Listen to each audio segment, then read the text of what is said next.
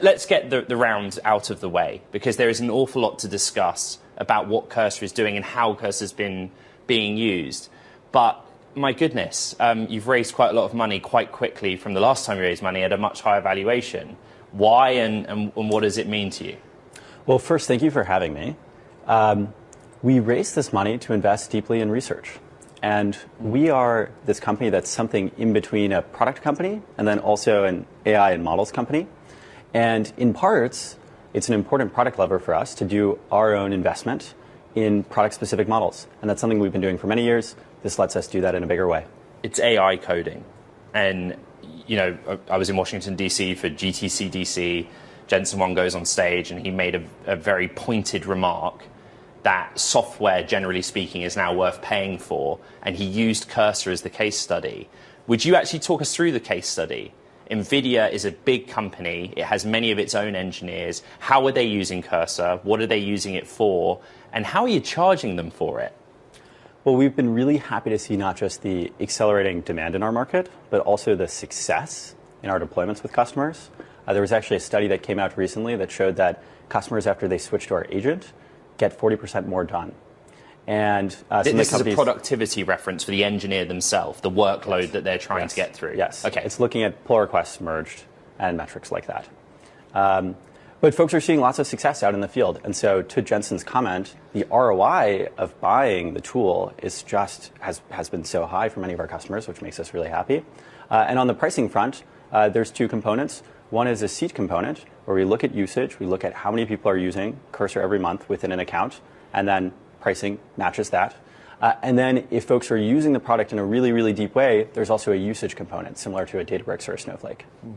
What's interesting is vibe coding was all the lexicon in the past few months. And many people felt that it was individuals who were paying the $20 for Cursor and really doing it and really feeling the power of understanding and being able to prompt.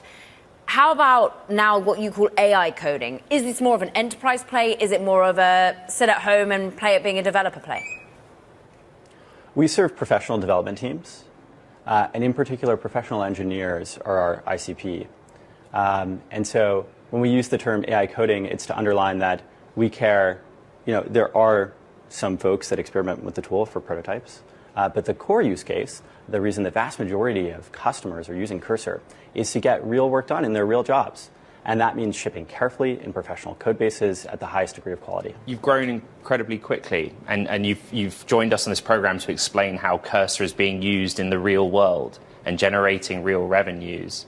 But if you were to reflect honestly on what's still difficult for you and Cursor and what some of the, I guess, barriers or headwinds are to your industry or you specifically, what are they? You know, what is it that you need to see change right now? Well, we have a long product journey left. We're just at the very start of how we think building software and coding is going to change over the course of the next few years.